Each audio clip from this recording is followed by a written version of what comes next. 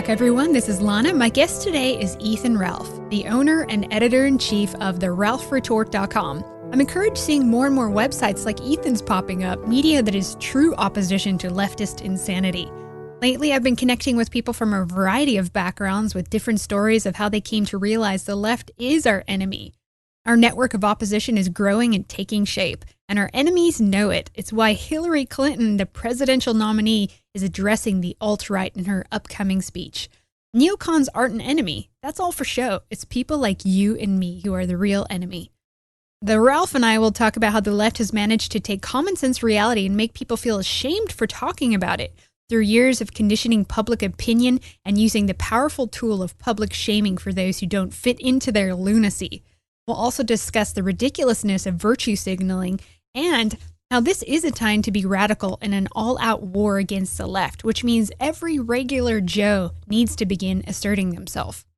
Later, we talk about an important point, how it's not wise to distance ourselves from extremists on our side or denounce them, because all that does is help ensure more lefty views become socially acceptable. This and much more coming up with Ethan Ralph. Welcome, Ethan. Thanks for being here. Well, thanks for having me. I appreciate it. Well, this year I've come across your website, The Ralph Retort, and I've enjoyed a lot of articles that you've put out, and I'm always happy to see websites like yours popping up. So tell us how or why you started The Ralph Retort. Oh, well, it's funny, a lot of the stuff I write now is kind of taken on the left and SJW thought, but back in the day, I actually was a young leftist myself, and I started this blog just kind of as a hobby and didn't really do that much work on it, a couple posts a month maybe. And which, by the way, if you're trying to get a site started or trying to get noticed, trying to get your content out there, you have to put out a lot more stuff than that, pretty much daily if you can, at least with writing. So yeah, it's just I didn't put that much effort into it. And around 2014, I guess a couple years after I started it, that summer the Gamergate stuff started picking up, and I'd already left the Democratic Party and kind of become disillusioned with the left for some of my own personal reasons. And Gamergate came up, and I was on 4chan, and there wasn't a lot of media like backing or attention on our point of view. Most of it was spent slandering us. So yeah, I remember. Yeah, so people were in the threads were like, well, it would certainly help if we had some more, outlets speaking about our point of view. And so I had this site laying around, and I figured, why not put it to use? And so I started blogging daily, I guess mid-September 2014, and got some attention under the Gamergate hashtag. I wrote some posts about Lee Alexander, actually, and she's semi-known author, a journalist, or whatever you want to call her, and so that got some attention. And that's basically how I got started and got known, was through the Gamergate stuff. Yeah, I've heard actually from many people that Gamergate was pretty much the event that moved them more to the right, waking them up to the scam of social justice and liberalism. So have you found a lot of people coming out of that scene kind of sick of what's going on with the liberalism? I've heard so many stories like that from people inside Gamergate. Or even if they didn't move all the way right, they become disillusioned with the left. Especially for a lot of them, this was their first experience with how the media will just tell, honestly, just flat out lies about people and about causes and movements. And I don't think a lot of people were exposed to it to this level, or they would hear right wing people, me included. Actually, I would hear right wing people say, "Oh, the media is lying and this and that," and you're just like, all right, you guys are always crying about that. Okay. But then when you actually experience it and you actually feel it and you actually, are on the receiving end of it and you have the evidence there in your face, I think it changed a lot of people's perspective. Now, you say you came from a leftist background. So do you remember what it was that really started triggering you to rethink all these leftists? It was a few events, and it was over, 5-6 years time. It wasn't just right away. Sure. So basically, even though I was, pretty, diehard Democrat, I still wanted the border closed. I wanted, if not a wall, I wanted people to actually get serious about immigration. Because from my perspective, the immigration, one of the biggest things, illegal immigrants, the biggest effect they have is on the poor working class, and they drive down wages for everybody, really. Yeah. And I was on the left because I was come from a very poor part of the country. And, I was like, oh, well, the Democrats are for the working man. That's just who I should be supporting. And when you see they don't really care about the working man, Nope. you start becoming disillusioned. And okay, so we have that. Then we also have, uh, I was starting to see a lot of feminist rhetoric in the media, and I'd always been taught feminism was a good thing mostly, and I didn't really have an issue with it until I started looking at it harder. And actually, when I went to college, with just how pretty much crazed a lot of these professional feminists are, and the social agenda that they want to push is just so far out there. And even though I was on the left, if you speak out about that sort of thing, they're going to start branding you some right wing. They want to call you a bigot or sexist or what have you. And so I just felt like they're not really that open to criticism to their furthest left flanks. Like if you go after, I witnessed this myself on campus, and I have the story on my site. I got into an argument with the feminist studies director and ended up getting put on like probation at school and all kinds of stuff like this. So yeah, and so that was the sort of thing that woke me up, and just how the far left flanks were kind of taken over, and you're not allowed to question them without being branded right wing or whatever. So it's like, well, fuck it. Yeah, they're totalitarian as much as they say, oh, we have an open mind and we're so liberal. They're the complete opposite of that, actually. Oh yeah, I mean they talk about tolerance, but they don't practice it. They want you to be tolerant of their views, but they're not tolerant of yours. And that's I pretty much found that out the hard way over many years. And then just the institutional Democratic Party is just so bankrupt, basically. Morally bankrupt. And I don't know, I just feel like they didn't really represent what I thought they represented, and so I gradually moved away from that. So thinking of today, what are some of the subjects you think are the most important right now? For me, I would say immigration is definitely number one, or top three. And if it's not just the United States, it's all over the West, but we can't take in unlimited amounts of people. It's putting stress on our social safety nets. It's putting stress on our infrastructure. And the politicians, a lot of the mainstream politicians in these countries don't seem to get it and don't seem to care. And I think a lot of the Trump candidacy is based around him talking, seriously about immigration, seriously about the wall. I know some elites hear the wall and they scoff at it and they say, well, we can't build a wall. But, a lot of normal people hear that and say, why don't we have a wall? Like, exactly. Why don't we already have this? And so I think a lot of, normal citizens, it's not that, people hate immigrants or hate Mexicans or what have you. It's that we're taking in too many, and they're not assimilating into society. They're off the books in a lot of cases. I mean, we can't keep going the way we're going, and so I think that's why Trump has gotten a lot of surge. So, well, if you turn the tables, if this sort of suicidal immigration that's basically making the population that's there a minority in a matter of a generation, if this was happening in any other country, there would be an outrage. People would be screaming. Remember what happened in Tibet when the Chinese were flooding in?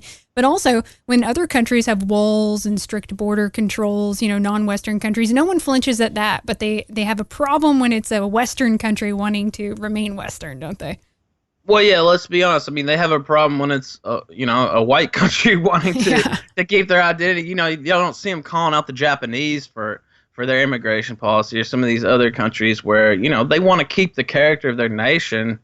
And I don't know. If you're bringing in people who don't want to assimilate with your country, with your culture, then that's a mistake. And we see that in Europe, too, with a lot of the Muslim immigration. And, I know Muslim people who are cool, but they have countries. Exactly. Right. They can live there. All these Syrian refugees and people streaming across. Some of them aren't even refugees. Let's be honest. But yeah, sure.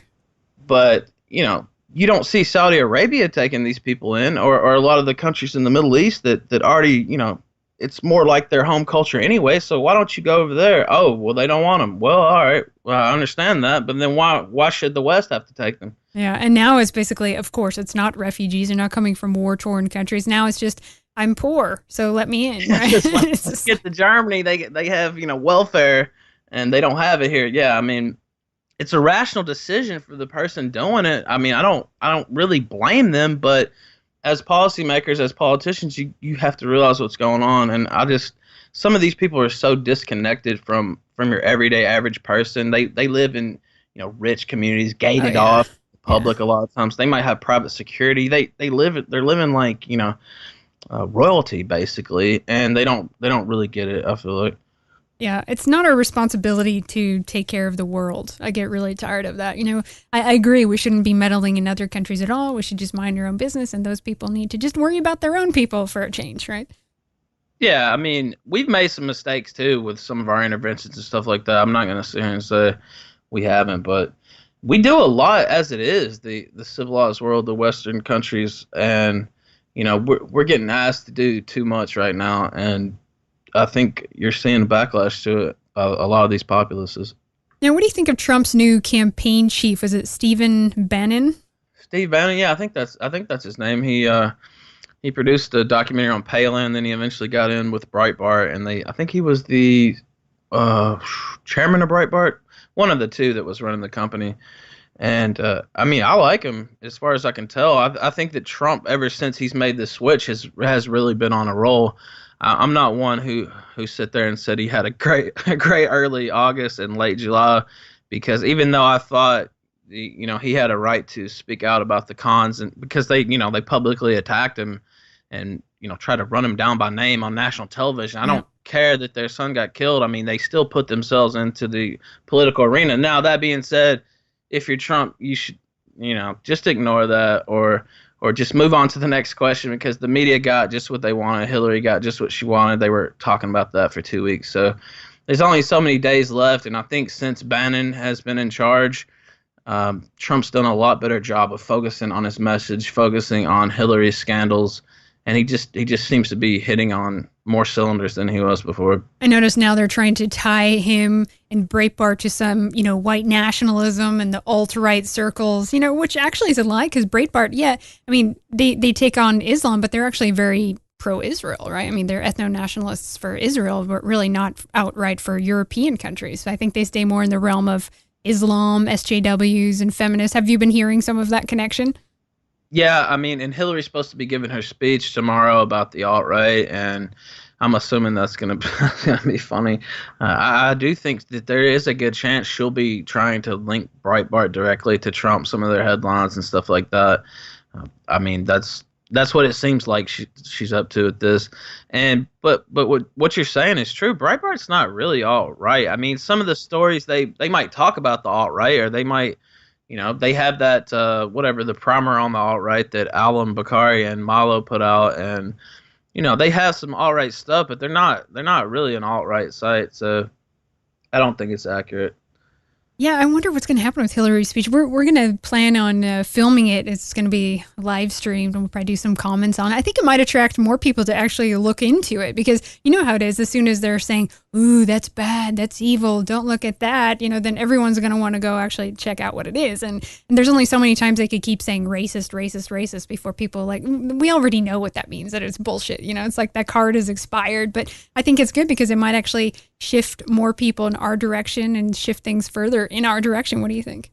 I mean, I agree with that wholeheartedly, and I'll tell you, through my experience with Gamergate, every time they would do a report, or some slander piece, or some ridiculous SVU TV show. I don't know if you saw that, but they actually did a Law and Order episode Oh, God. based around Gamergate, which was very funny, and I encourage anyone listening to please watch that.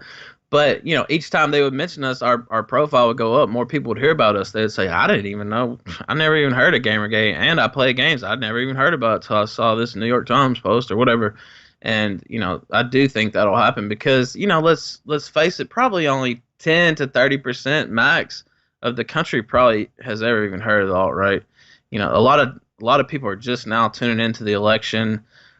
A lot of people don't, aren't political junkies. I mean, me personally, I've known about it for a while, but not everybody sits and reads, hours of news and stuff like that per day. They have, other stuff they like to do. So I do think it's gonna encourage a lot more people to look into it. But Hillary's gonna try. I imagine she's gonna try to call it all Nazism and stuff like that. I don't know. I'm assuming she's gonna try to paint it as, extremist. But I do think that's gonna, cause some people to look into it, and that's a good thing. Yeah, well, Christy Jr. wrote a good piece called The Overton Window, what it is and why it's so important. And one of those things we talked about, Christy brings up a very important point, how it's not wise to distance ourselves from extremists right on our side or denounce them, because all it does is really help ensure that more lefty views become socially acceptable, right?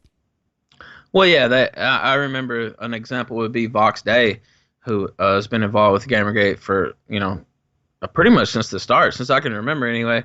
And he's written some controversial stuff. Not every single thing that he's ever said I agree with. And some people would say, why are you allied with Vox Day? How could you do that? First off, he's always been cool to me, and I like him as a person. He's just a cool guy. Second off, he didn't say I can't be aligned with Ralph because I don't agree with him on every issue. Me personally, if you're willing to be an ally in my cause or my whatever I got going on, I don't have to sit there and say, oh, I agree with you on everything, or that's right. Or let's get rid of this guy, or I can't talk with him. He's evil, or and like you say, the left never does that. No, they have legit terrorists that they cite and are friends with, like Bill Ayers and people like exactly.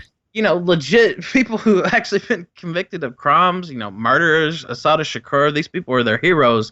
And you don't see them denouncing them, so... No, I'd say we need a broader coalition of people that are right or alt-right, new right, whatever you want to call it, I think it just looks weak and it shows that there's a lot of division on our side when we're nitpicking each other over these little stupid, nuances. It puts you more on the defense, not on the offense, and I think that the enemy sees that, too. Yeah, of course. I mean, anytime you're fighting among yourselves, you're taking your focus off what you could be doing to the other side. And I mean, you can't stop it completely. I know with Gamergate again, there's always going to be some little sniping going on. You can't cut it out entirely because that's just people, but I definitely think it's not worth wasting a lot of time trying to go against people on your own side. So exactly, we should be spending all that energy to demonize the left, I think. And I think also there's a good place for being radical and not apologizing or backing down, being fearless. If we have that kind of behavior, then we make that more socially acceptable and more come to our side, I think. Sure. I mean, if you're spending time apologizing, you're losing. I mean, that's just how it is. Now, you're going to rule out apology forever or on every single thing? No. I mean, I've issued one or two, but I don't get, hung up on it about, oh, somebody was mad about some joke I made or this, racy column that I ran. I don't know. If you don't like it, don't read my site. That's pretty exactly. much it. Pretty easy. Yeah, I mean, how do you think a lot of these social justice warriors and lefties, how they've been so quick and aggressively been able to push their insanity as mainstream? I mean, it's completely gone from common sense. You even hear this bullshit on, CNN. These, regular talking heads are talking about some of these idiotic social justice warrior points. How have they been able to do that in your view? Well, for one, they have a lot of media allies, and so that helps when you have that. For two, they're very fanatical about, and Christie talked about this in his article, making the social cost high for coming out against their ideas, like with transgenderism or what have you.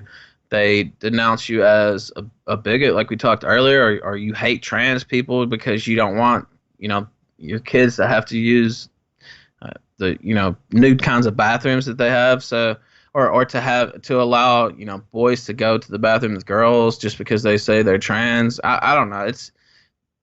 They're just good about making the social cost high, in my opinion. So yeah, they've learned to use public shaming. I mean, let's face it, they've usurped education, media, entertainment, so the opinion's really been shaped a certain way. And liberals, they're all about conformity as much as they try and act like they're the outsider or edgy or something. They're all about get in line, and they put social pressure on you if you're not in line. And I think humans are hardwired, we want to fit in for survival. We want to be liked. And so it is a powerful tool of public shaming. I just don't see that on the right. We don't shame people because I think we're not dirty people like that. And right, and you know, the new class of progressive, they don't care about free speech. And I've seen some divisions on their side about this.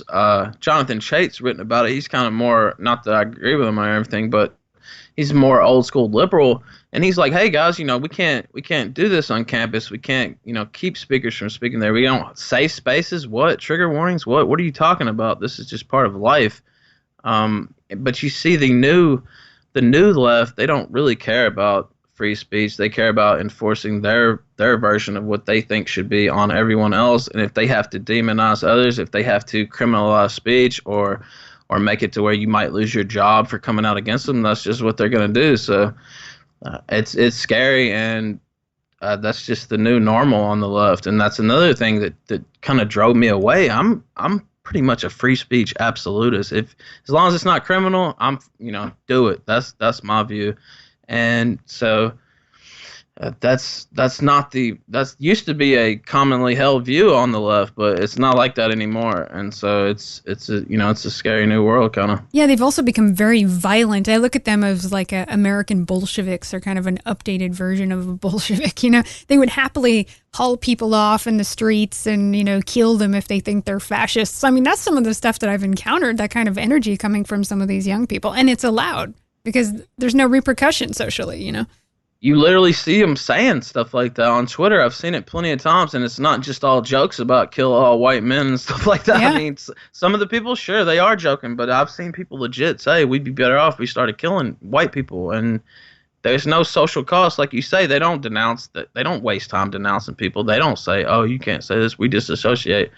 You know, they just carry right along, and that's becoming, you know, more and more the accepted type of views on their side. So I think it's going to have to be that, you know, normal people are going to need to start asserting their opinions aggressively and be louder like SJWs do, you know, really to just show leftist viewpoints for what they are, retarded, because really a lot of good people, we know lots of good people, and a lot of them stay quiet. They don't really speak up, and that's actually a large percentage of the population, you know. So you actually have this minority, you know, these little shit faces that are a minority that are actually getting into public opinion and swaying the masses. It's unbelievable.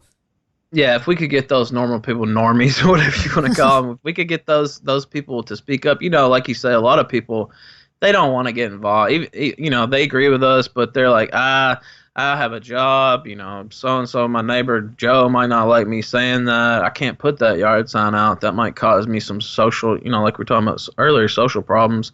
And so they just sit back. They don't get involved in the debate.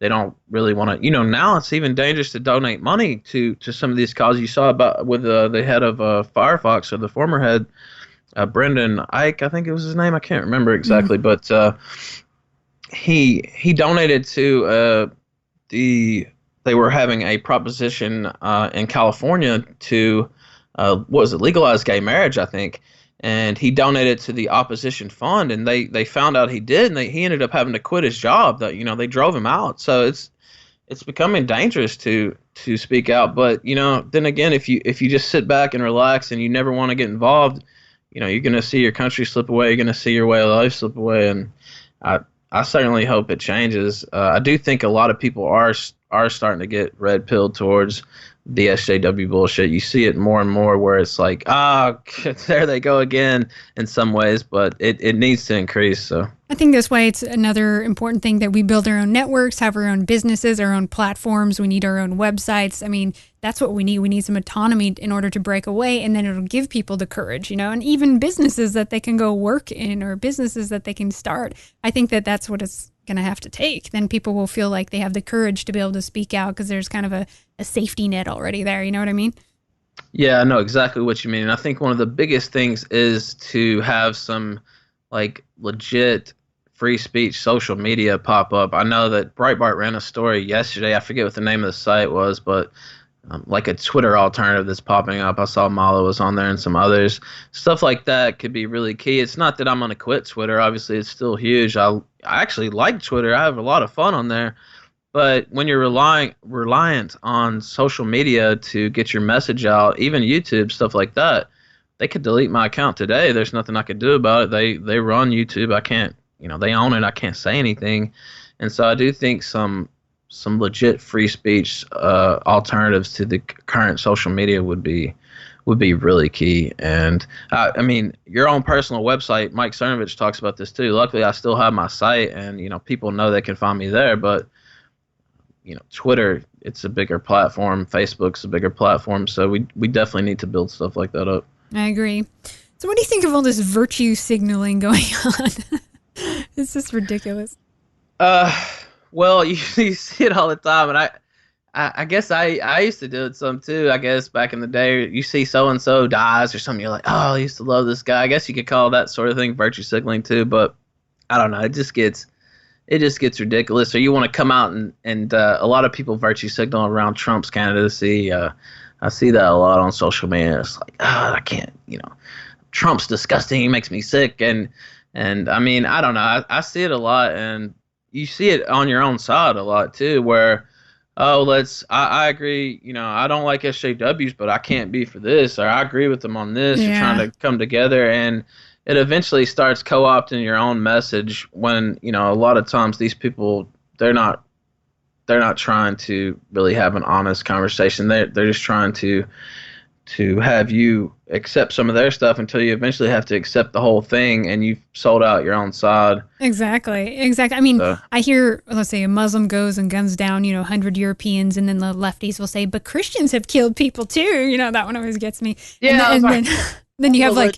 Yeah, all religion's bad. Yeah, I know. It's so annoying. And then you have neocons who come out and say, but Dems are the real racists. That one always makes me cringe. God. And then on the flip side of it, you see people like Ben Shapiro, saying, well, alt-right acts just like social justice warriors, and he's coming down on them. And then... Or he's like, we need to, hunt down racists and get them fired. And I'm like, okay, well... Whoa, God, yeah. Right. And then on the far right, I've seen like National Socialists attacking alt-right for being cucks. It's just like it never, it never ends. It's just like these petty squabbles all the time. Exactly. Meanwhile, it seems like everything just keeps advancing more to the left all the time. Yeah, and it's like, I saw it. I've seen it this week, even with some of the manosphere fighting with the alt-right. And it's just like, all right, guys. I mean, you guys probably agree on a lot. 89% of stuff. Why are we even fighting about who's the true side? I saw some people arguing between Gamergate and alt-right, or which is, more cucked or whatever. I'm just like, all right, what are we even talking about here? Like, I don't know. It definitely gets old. Yeah, it's like, okay, we got to stop acting like bratty little kids. Focus here. Put all that energy into the left. These are petty squabbles. Anytime you wasted time, like, trying to argue about like who's the true this or who's the true that. I've experienced this myself, and I've wasted way too much time on it in terms of Gamergate stuff. It's like, what's really of Gamergate about? Or what's the true? Just stop all that. Just do your own thing.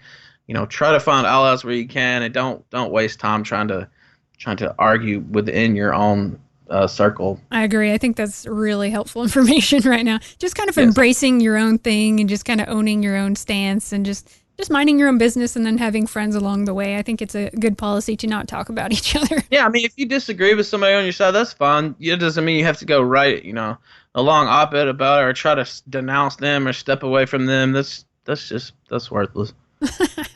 So how deep are you into the nuances of, the new right or the alt-right emerging? Do you think that there's some hopeful things that are going to come out of it? Because there's a lot of young people involved in it too, which is always good.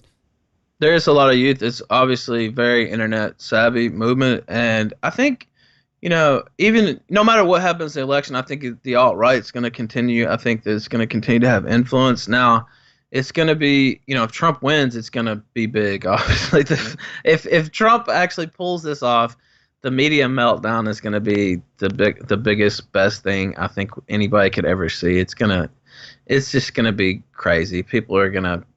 The social media, I can just see it now. Oh yeah, people are gonna be melting down. The crying videos. Oh my God, it's just Hitler is running America. It'll be insane. I mean, it's just it will be so ridiculous. But I think even if Trump were to happen to lose, I still think the alt-right's gonna be around. I don't think it's really going anywhere.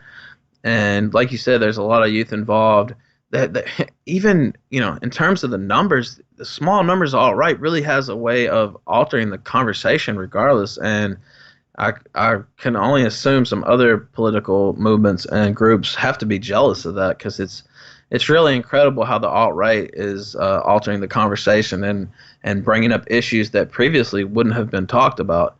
And so it's pretty cool. And Hillary, it's gotten so far that Hillary is actually going to be doing an address on it tomorrow, which... Yeah, the neocons have to be worried, like, wait a minute, they're not even viewing us as an enemy anymore. They're viewing this other alt-right an enemy more so. Oh, and then you see the neocon.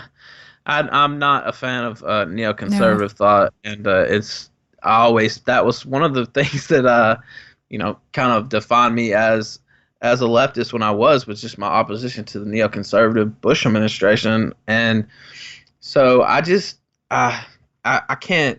If you watch them now, you see how a lot of them are gravitating towards Hillary because of her hawkish stance, and they don't really care about which party they have to be with or which side they have to go to do their militarism thing, to do their neoconservative thing. As a matter of fact, a lot of them were socialists back in the day and left-wing radicals. Trotskyites, yeah. Yeah, that's where it came from in the first place. So, I mean, they don't really care who they have to graft onto to exercise power. They'll do it. So yeah, it's true. Trump is the least warmongering of them all, but lefties, they just don't seem to care. All of a sudden, they love globalism, elites, and capitalists who want total control of the world. Doesn't it seem like that? It does. And if you want to talk, I mean, in fact, Trump is the most left-wing Republican candidate that's ever been around in my lifetime. I mean, in terms of the presidency and maybe in terms of anything, you would think that some more lefties would be coming across to him, and it's still not over. I still think some could, but it's amazing to me how some of them just don't see it. And excuse me, but I don't want a war with Russia. I mean, that's not something that I think about. I remember John McCain, and he's kind of from that militaristic school. I don't know if I call him a flat neoconservative, but definitely in that influence. It's like, in 2008, we need to send troops into into Georgia and give them all these weapons. Like, dude, I don't care what's going on in Georgia. I'm not trying to start a World War III over some Eastern European republic that's in Russia's sphere of influence already. Of course, I don't know. It's just... Yeah, don't we want peace? Wouldn't we want peace with, Putin and Assad and Iran? I mean, these are good things that could happen, right? Well, sure, and I don't know. It's just you would think it's just real politics. Why can't we work with Russia? I mean, are we going to embrace them on everything? Are we still going to be tense on certain things? Sure, but why couldn't we work together in the Middle East? That's not outrageous to me. No. And so, well, Russia was against allowing kids access to gay porn, so we got to go in there and bomb them down. Yeah. I know, terrible. It's funny because we team up with them team up with Russia during World War II when they're communists, but now when they're actually traditional and nationalists, now we're talking about war with them, jeez. Yeah, I mean, I'm never, unless Russia directly attacked us, I don't want war with Russia. And I wouldn't even want it then, but, if they somehow launch some sneak attack or something, obviously we'd have to respond. But it's looking for a fight, spoiling for a fight with Russia is just madness. I don't want that. I don't get that. And to me, it's crazy. Well, I think the solutions to basically repair all this leftist damage is going to be different in America versus Europe. But how do you see things shaking out in this country with there's so many competing factions of people fighting for their own interests? There's never going to be unity in this country, and that's a joke. What do you think? Well, unfortunately, I think we're going to be in for a rough 10, 20 years at least. And, our country is kind of, not united, like you just said. I guess it's as bad as any time it's been since I've been alive. And I don't really see that healing overnight, no matter what happens with the election, no matter what happens with the Supreme Court. I love my country. I'm not going to sit here and say it's all over if Hillary gets in or if this and that. I do think it'll be a lot better if Trump gets in, and it would definitely help more. But I just think it's going to be a rough period no matter what. We have the terrorism that's not going to slow down. If anything, that's going to get bigger. I hate to think about them actually pulling off some really thousands and thousands of type major attacks, where they kill thousands of people. And I don't know. eventually something like that's probably going to happen. So again, I guess I shouldn't forget Yeah, about no, it's true. 9/11, It is. I think it is a grim future. They really want Brazil. They think Brazil is such an awesome model. I've been to Brazil. It's got one of the highest murder rates in the world. It's not Yeah, all well, we peaceful. saw just how awesome that model was during the Olympics this past 2 weeks, and I actually love the Olympics. I always have since I was a kid, and these were, I mean, the athletics were good, and there were still some good moments, but in terms of like, people in the stands and like a well-run Olympics, this was the worst that I have seen. And I would turn on track and field, and the stands are empty. I'm sitting there thinking, what is going on? This is supposed to be the Olympics' biggest sporting event in the world. And, really, a country like Brazil should not be hosting the Olympics. No, they made the Olympics more about, sexism and racism and multiculturalism. That was like their main mission, was just propaganda like crazy. We actually did a video reviewing the opening ceremony, and we made a bunch of comments and stuff, and we didn't use much footage from it. And the National Olympic Committee or International Olympic Committee actually removed our video. Oh, dude, they are, very strict about taking their stuff down. I know that they will file a claim quick and get that taken down. Why? What's their deal? That's just how the IOC, they're very strict about protecting their footage, and they sell it to NBC for like, I don't know, billions, $4 billion or something crazy like that. And so they're very strict about filing claims. Even if it's fair use, they don't care. They'll file it anyway. Yeah, so. we were talking over it, and it was in the background, and it was like... I mean, to me, that's fair use. Yeah, exactly. The video was like 27 minutes. We were talking a lot, but then we just used like a couple minutes of their footage, and that was enough to get it taken down. Yeah, that's how they are. And if you notice, it's hard to find some footage of the events and stuff, and that's one reason why. I even saw before the game started, they said they were going to crack down on GIF accounts and people, on Twitter posting GIFs about the event. Now, I don't know if they actually followed through with that, because I saw a lot of people posting them, and so I don't know if they got away with that one. But yeah, they're super serious. By the way, the IOC is completely corrupt. Oh, yes, they are. They're one of the most disgusting organizations around. Even though I like the Olympics, which I guess is kind of bizarre, but I just like the athletic part of it. So. Yeah, I was just disgusted watching it. I just study it just to look at all the propaganda coming out of there. What was it? The first hijab wearing lady there. Yeah, I can't. The opening and closing ceremonies. I watched some of the progression of the athletes and stuff, but I didn't watch anything else. I did see on the closing ceremony that the Japanese Prime Minister came up through a green pipe dressed like Mario from the video games, which I guess that was kind of funny. But yeah, all that stuff. I just watch it for the sports, and I noticed I would just keep turning on, and these places were empty, and I don't know. So you didn't want to watch the where was she from? Some South Africa, the intersex runner. Oh yeah, I was gonna mention that a minute ago. I think her Siminyar or yes, some shit. Yes. I don't know. She had 3 times the testosterone of a female. She sounds like a guy, looks like a guy. Yeah. I mean, to me, a person like that should not be allowed to run with the gals. I guess I'm just old-fashioned, but it's more about, what about the women who have trained their whole life to have to go up against, this NBA-looking dude? I mean, to me, it's just not fair. No, of course, because if you get a lot of trannies or intersex people that are like high testosterone, or trannies that used to be guys, and then they say, well, I identify as a female now, so I want to run as a female. Well, that's not fair, because they are going to win, because guys are faster at running most of the time. Well, they would dominate every single female sport there is. Yeah. Like, why even? I don't get it. Like, how people think this is okay. And I think they did ban this person at first, but they ended up, I don't know, I guess they sued or whatever. So, but yeah, yeah, they said that they were going to do. They said they were going to Huh? start doing testosterone tests for people that were intersex or had other, I don't know, doing injections or something. But then people were saying that that's sexist, and that's profiling, and it's shameful to test people's hormones. And yeah, well, in that case, why even have it separate at all? Just, let everybody race in one race, and then there'll be no female champions. And I don't know. It. And eventually they'll just say, well, competition, we can't have that. That's that's showing that some people are superior than others. We can't have that. You see that though with like the participation trophies for 8th place and stuff like that, which I mean, I don't know. I do think that's sort of a problem, but 8th place. Oh god.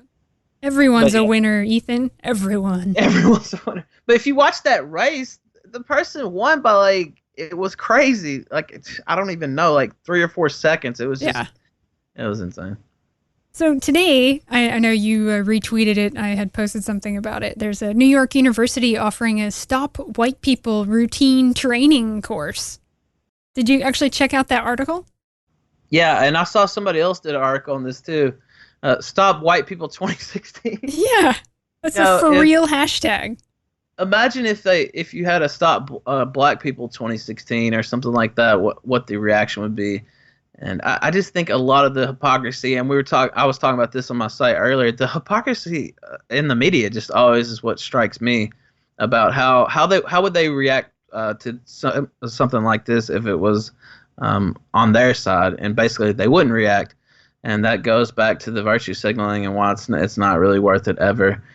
And Yeah, it says they state their purpose is to help others take the next step, whatever that is, in understanding diversity, privilege, and the white society we live in. They want to give people the tools to respond to uneducated people with good arguments. So, uneducated people are people who don't think that white privilege exists, right? uneducated people. And I was reading a rant by Mike Rowe. He's the guy who used to do the Dirty Jobs show. I guess maybe it's still on, I'm not sure, but he put something up on Facebook a couple days ago, and somebody wrote him a letter and said, hey, I'm kind of offended when I read these media people talk about all these uneducated white Trump supporters.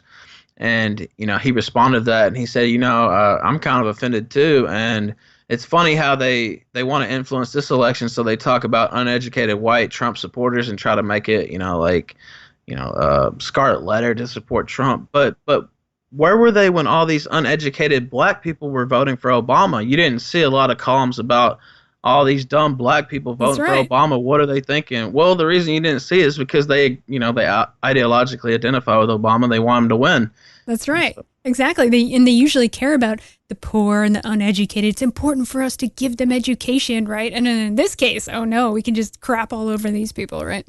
In this case, it's like, when are we going to have a multicultural country? When are white people going to be outnumbered? And, you see, when will these people die off? God, I wish these old people would just die. I know, it's just outrageous when you see it's just a blatant war. I mean, do you think that some of your average people are starting to see this, or are they just not? I do think it's more people are starting to wake up. It's not at the number it needs to be yet, though, and a part of it's the media. That's another reason why creating our own media is so big. And a lot of people have made a lot of strides in that area in the last couple of years. But I do think people are starting to wake up.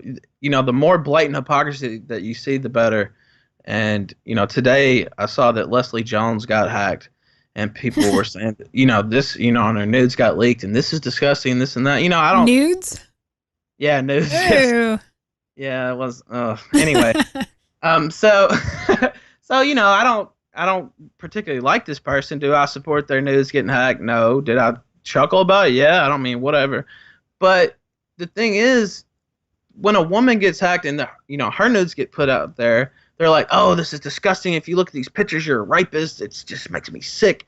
And then if you see Orlando Bloom or Bieber or somebody like that, their cock shot comes out and they're like, oh, where can I see it? This is great. And oh my God, and they're cracking jokes about it. And that's just another one of those blatant double standards, and you see it constantly. That's just a smaller one. It's not as important as some of the bigger ones, but just stuff like that, I think people are starting to see. Those are the good things to hammer at. I think that's a really simple, effective way of waking up your average Joe, is just pointing out those really basic double standards just over and over and over. And it actually does chip away at the left quite a bit when we do that.